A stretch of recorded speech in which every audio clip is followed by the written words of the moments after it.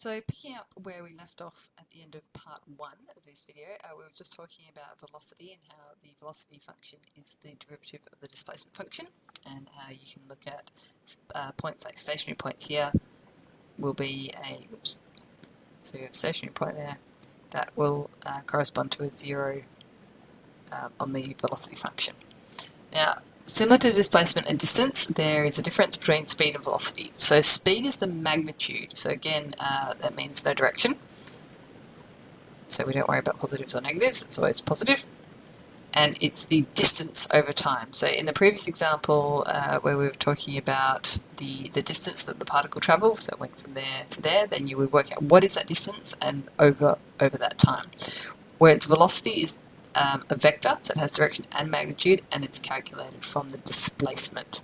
Okay, so speed is distance, velocity is displacement. So as long as you keep those straight, you won't have an issue with working those ones out. So let's have a look at an example, because that's the best way to learn how these things work. So we've got a particle moves in a straight line, so its position is given by this function. Okay, we're talking about centimetres and seconds. Find the initial velocity.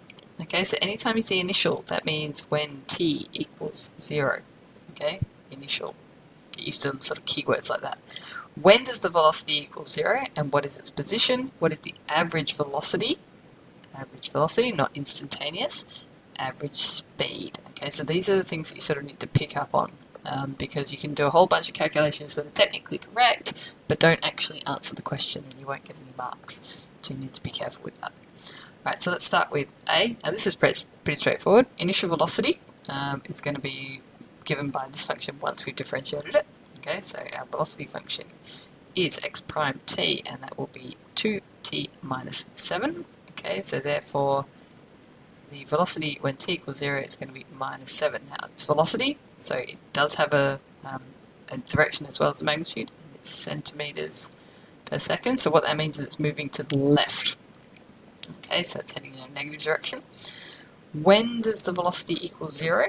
Okay, so what we're going to do is say, well, 0 equals 2t minus 7, therefore t must equal 3.5 seconds. Okay, so it turns around at 3.5 seconds. What is its position at this time? So now we're looking for what is the value of x at 3.5, and if you work that out, you get minus 6.25 centimetres. So it's 6.25 centimetres off to the left of the origin.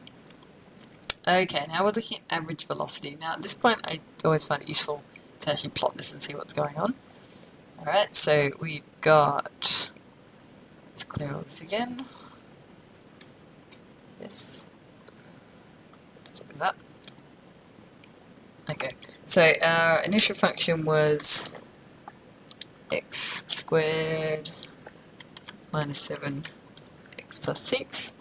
Now if I graph that, okay, and I'm only interested in between 0 and, I don't need to go to that. Okay, so at 0 it starts up here at 6, because we know the initial displacement is 6. And the average velocity is the first 4 seconds. Now we know there's a turning point here. Okay, so velocity talks about displacement. So we only need to know what is the difference between 6 and where it ends up. So we need to know what is this point here. So we want to know x at 4. Okay, and you can solve that algebraically, or you can do it on here. Go solve what is the y-calc when x is 4. Okay, and it tells me that it's minus 6. So x at 4 is minus 6. So the displacement there, it started at positive 6 and it ended up at minus 6. The displacement is 12, the difference in between. And that happens over 4 seconds. So there we go. Average velocity equals 6, okay, minus negative 6 over 4. Okay, and we get, sorry, actually that should be the other way around. It should be final minus initial.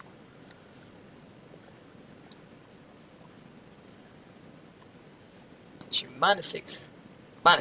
So final retake u, if you're doing physics, and that will give you minus 3 centimeters per second. Okay, so that's your average velocity for C. Now for D, the distance is a bit different because we know that it comes down, it starts at 6 and it comes down, and we know that at that point it goes down to minus 6.25. So it goes from 6 to 6.25. So now we're talking about distance, we're only talking magnitude, not direction, so we know that's 12.25. And then between 3.5 and 4, it travels another 0.25 because this is 6.25, negative 6.25, back up to 6. So it goes from 6 down to minus 6.25, so that's 12.25, plus another 0.25, back to here, so that's 12.5. Okay, so we're looking at the distance from t equals 0 to 3.5 is 12.25, and then the distance from t is 3.5 to 4 is another 0.25. Therefore, total is 12.5. Therefore, average speed is going to be 12.5 divided by 4, which will give you 3.125 centimeters per second. Okay, and again, no sign required on that one. So this one has a negative velocity, which tells you that it's travelling in a direction, in a negative direction. This one doesn't matter. Okay, so we're just talking about speed. So that's the difference between velocity and speed. Okay, remember that's displacement and that's distance.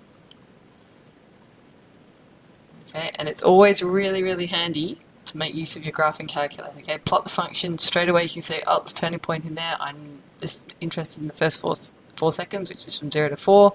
I can see the turning point's within there, so I need to think about that. Okay, so always plot it and give you that good visual representation of what's going on. Okay, we're going to do another one of these where I'll do one and then you can do one. Alright, so I'm going to do number 4. We want the initial displacement. Remember, initial means t equals 0. We want initial velocity, and then we want speed of the body when t equals 3. So that's talking about instantaneous. Okay, at the instant when t equals 3. Alright, so for the first one, well, clearly the initial displacement is going to be 6, and we're talking about meters. Now, if we differentiate this, we get 6t plus 5, so the initial velocity is going to be 5 meters per second. And then we're looking at the speed, or instantaneous velocity, when that's 3. Okay, and what you will get there is 23 meters per second. Okay, so just simple substitution there. So, hit that pause button. Have a go at question 5. Remember, you need to expand that out in order to differentiate it, and then I will run through the answers. Okay, so hopefully you've had a go at that one. We know that we're looking for displacement when x is 0 is going to be, in this case, 0, because if you multiply this out, you get t squared take 3t. Okay, so when x is 0, it's actually at the origin. Now, the initial velocity there, so when we differentiate this, we get 2t minus 3. So the initial velocity is going to be minus 3 meters per second, and then the velocity when t equals 3, just substitute that back in, and you get positive 3 meters per second. Okay, so initially it was moving that direction, and then after 3 seconds it's moving the same magnitude, but in the opposite direction. So hopefully you got that one fairly easily. It's quite a straightforward example. Okay, so acceleration is very similar. It's the relationship between acceleration and velocity is the same as the relationship between velocity and displacement. So acceleration is the rate of change of velocity, which means that we can differentiate the velocity function and get the acceleration. Okay, now acceleration, we talk about acceleration and generally not deceleration, but we talk about positive and negative acceleration.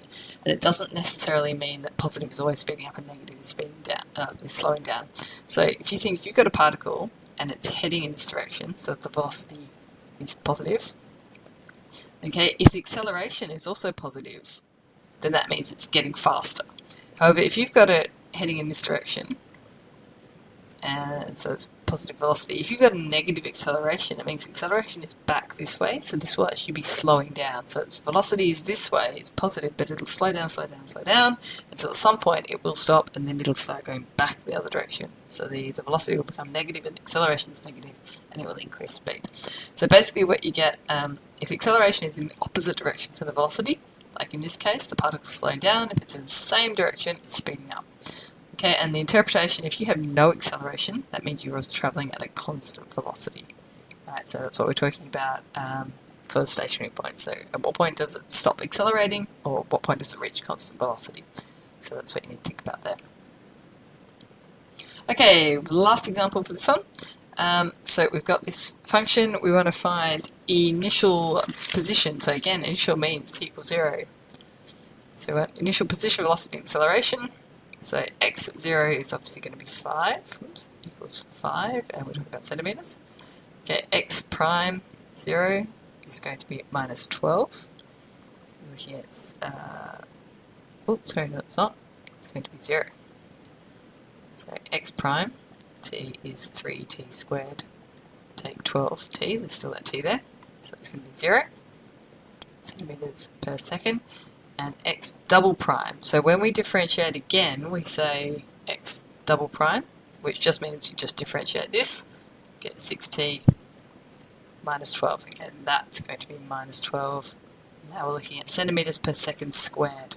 Alright, so that's your units of acceleration. Hence describe its motion. So what it means is, initially, it's 5 centimetres to the right of the origin. It's stationary, okay, but has acceleration. Has acceleration of 12 centimeters per second squared to the left. Okay, so what that means is it's probably been it's come in this way. It's stopped, and it's going to go head back the other way because the acceleration is in the negative direction. Alright, when is it at rest? Okay, so it's at rest when this function is 0. So 0 equals c t squared, take 12t, and if you solve that, you get t equals 0 or 4. Alright, we've already got what's going on when t equals 0, but when t equals 4, you've got x is minus 27 centimetres, so it's off to the left again, and x double prime, so the acceleration is 12 centimetres per second squared, and that's just by substituting t equals 4 into here, and then into here. So that's displacement there, and that's acceleration. So you can probably see that it's starting to get a little bit complicated in terms of how many functions you're dealing with, because now before we were only dealing with 2, now we're dealing with 3, so we've got displacement, velocity, acceleration. Okay, you need to be very careful about what you're substituting into what. When you're solving for 0, when you're substituting in values of t, what does that mean? So you need to work through it really systematically and make sure that it's clear in your head what you're actually working with at any point. Okay, so quick summary. Distance is the total distance travelled of the particle, always positive, okay, magnitude only, no direction. Displacement is the relative position, so final position relative to starting position can be positive or negative, alright, and it doesn't tell you anything about what's going on in between. So the particle could start here, and it might go over here, and then back here, and then over here, and then back over here. And this, so your distance is that whole line, whereas your displacement is just that little bit there. So if you just say, well, at the original time it was this, and then at the end it's that, and that's how far it's travelled, it doesn't tell you anything about what's going on in here. That's why you need to interrogate the stationary points. Speed is distance divided by time. The velocity vector is the change in displacement over time. Okay, so you need to be using that. And then you have an acceleration vector, which is your change in velocity over time. So just basically double differentiate the displacement. Differentiate once to get velocity, differentiate it second time, and that will give you acceleration.